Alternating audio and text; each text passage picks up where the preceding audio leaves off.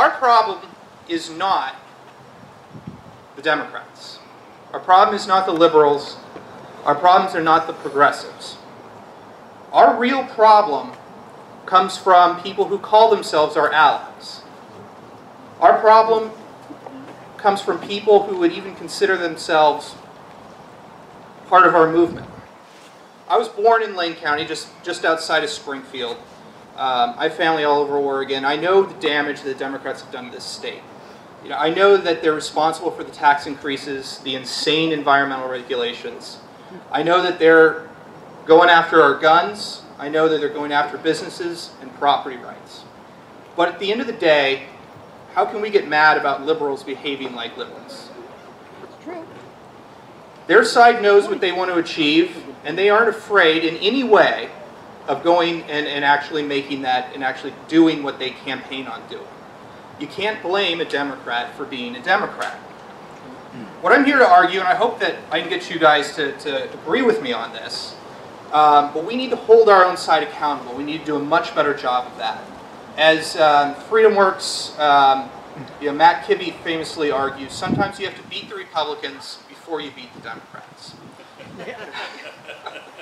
I'm here to argue that we need to put a stop to those on our own side who every year would have us become just a little bit more like the Democrats. Well, then. There's a well-known mantra in Washington, D.C., where, unfortunately, I live. There's a well-known mantra, and it goes like this. If only we compromised our values just a little bit more, we can finally start to win elections.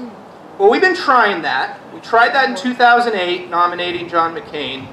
We tried that in 2012, nominating Mitt Romney. How did that work out for us? Great. And if we listened to them, they would keep coming. They would keep this. They would keep it going more and more every year. They argue that if only we sound a little bit more like Democrats, like liberals, like progressives, we can succeed. At its core, what that approach is being ashamed of what it is that conservatives believe. I'm here to argue that that approach that these politicians in Washington takes always fails. They keep arguing it every year, and they never are successful. I think that people don't vote for Republicans for being Democrat-light. People don't vote for conservatives because they agree with liberals on everything.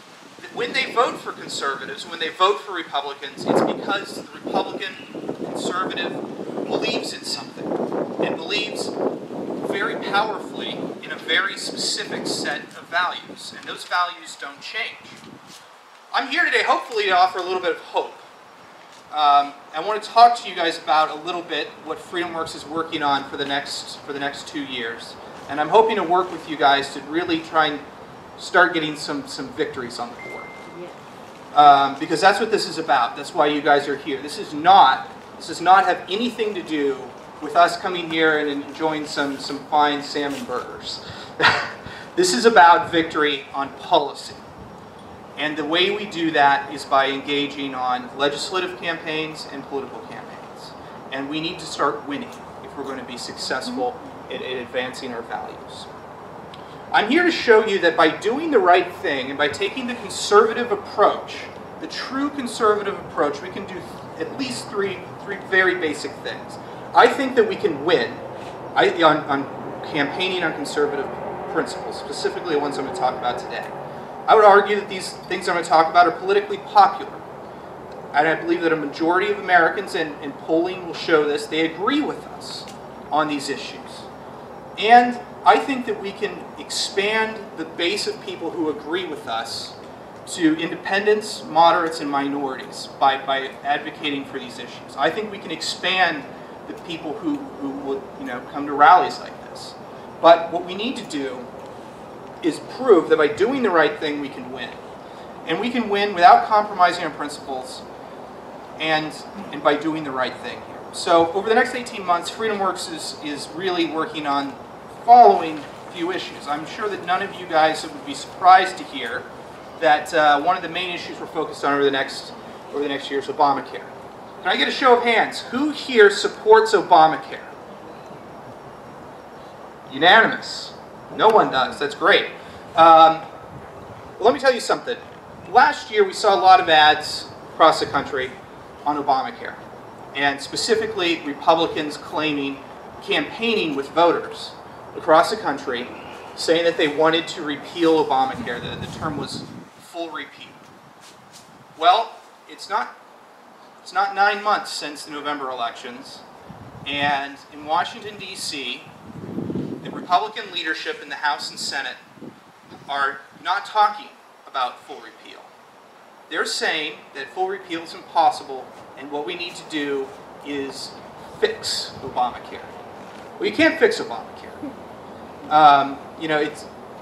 What we need to do is stick to what it is that we've been campaigning on for the last 2 election cycles, because we're making headway.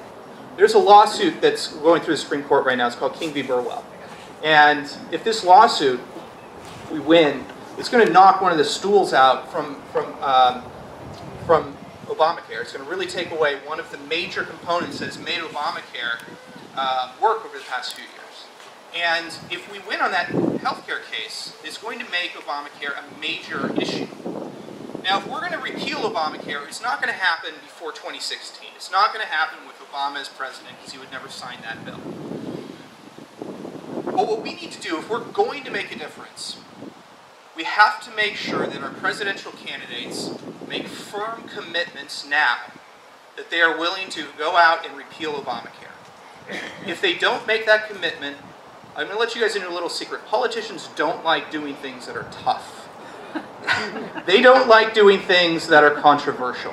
And if our Republican candidate for president wins, but hasn't made a firm commitment to repeal Obamacare, they're not going to use their first 100 days in office on that. They're going to work on something else. So only by making them commit now, and every single conservative candidate for president needs to commit that they are going to repeal Obamacare as soon as they're elected to office in 2016. And that is something that FreedomWorks is absolutely dedicated to making sure happens. If we don't talk about this issue now, I promise you they're going to forget about it. And they're going to move on to the next thing. That's what they always love to do. But the thing is, it shouldn't be complicated, and it shouldn't be controversial to repeal Obamacare. Even now, and we're not in the middle of election cycle, there's not ads out right now talking about how horrible Obamacare is. Over the last month, Real Clear Politics, which is a poll aggregator, aggregated 5 polls over the last month on Obamacare. And the average was at least 53% of Americans right now would like to see Obamacare repealed. That's a pretty big number. And the number in 2014 was much higher, much closer to 60%. Obamacare is deeply unpopular, and every time people see Obamacare in action, they like it less and less. So this is something that shouldn't be controversial. If we can force our candidates to make commitments that they will repeal Obamacare once elected president, we have a very real shot at repealing it. It's something that the people agree with. It's something that politicians have always claimed to want to do. It's what the Republicans have been claiming for years. All we have to do is hold their feet to the fire and make sure they do it. So that's the first thing that FreedomWorks is working on over the next year.